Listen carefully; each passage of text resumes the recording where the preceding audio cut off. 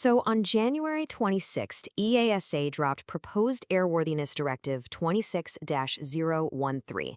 And this is a big one, a critical safety mandate for anyone operating Airbus A300 and A310 aircraft. We're about to break down exactly what this means for your fleet, what you need to do, and the deadlines you absolutely cannot afford to miss. And let's be really clear here.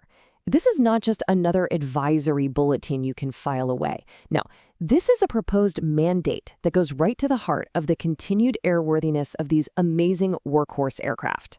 So think of this as your essential briefing on safety and compliance, based directly on what EASA is proposing. All right, here's how we're going to break this down. First, we'll get into the unsafe condition. What's the core risk here? Then we'll pinpoint exactly which aircraft are affected. After that, we'll dive into the really crucial stuff, what you have to do and when.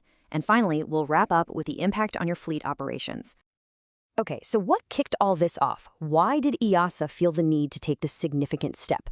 Let's dig into the root cause of this whole safety issue. You know, this whole thing kicked off with one single unexpected find.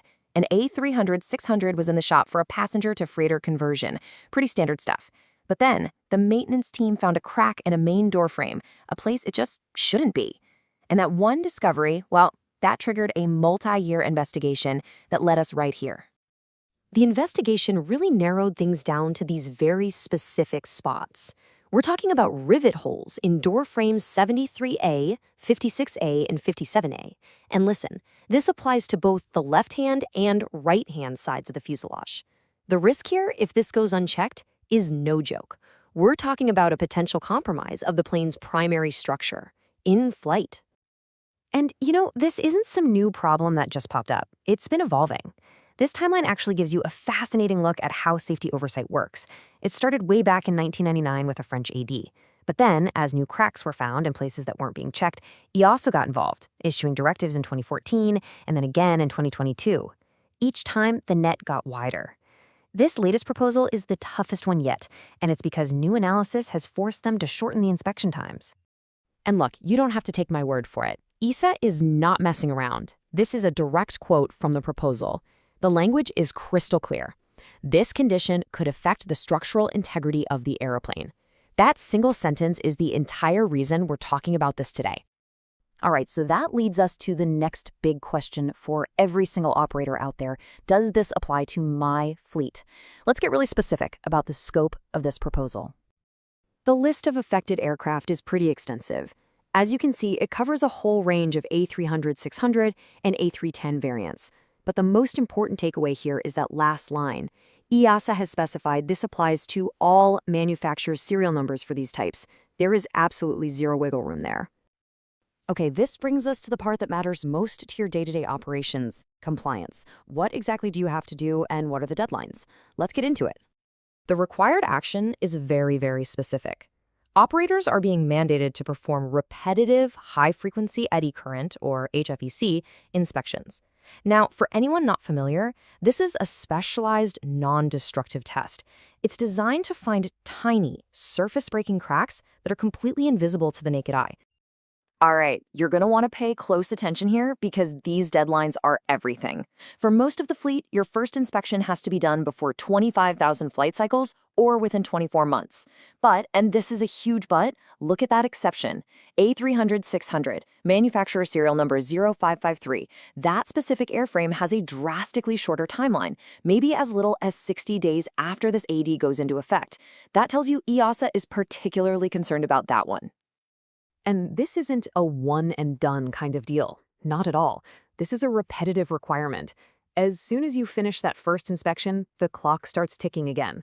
You have to repeat that same HFEC inspection at intervals of no more than 7,500 flight cycles. So let's just walk through the workflow. Step 1, get that initial inspection done on time. Step 2, set up your schedule for the repeat inspections every 7,500 cycles. Now, step 3 is the most critical part. If you find anything, even a tiny crack, that aircraft is grounded.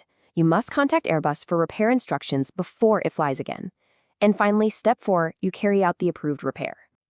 And this is a really, really important point that's easy to get wrong. Just because you find a crack and repair it, that does not mean the inspections stop. You don't just fix it and forget it.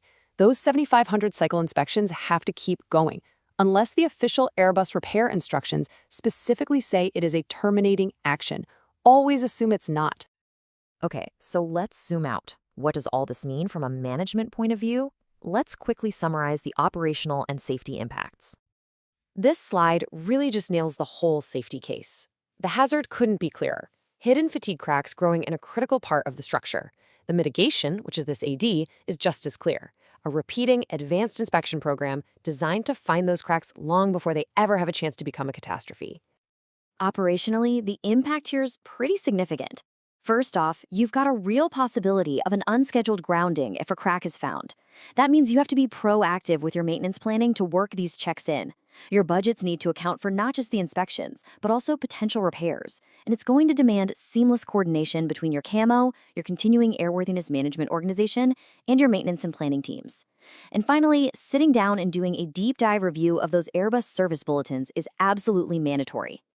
All right, we have covered a ton of ground here. So after all that, what are the absolute essential things you need to walk away with from this proposed Airworthiness Directive?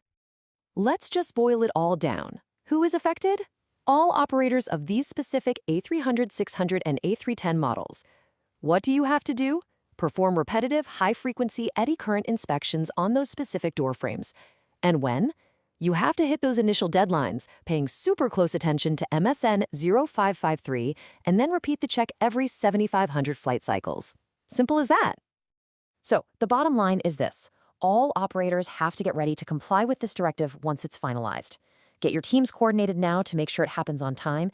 And please remember, this is your guide. For the complete, legally binding instructions, you have to go to the source, the official EASA AD text and those related Airbus service bulletins. Subscribe to Aeropoda YouTube channel.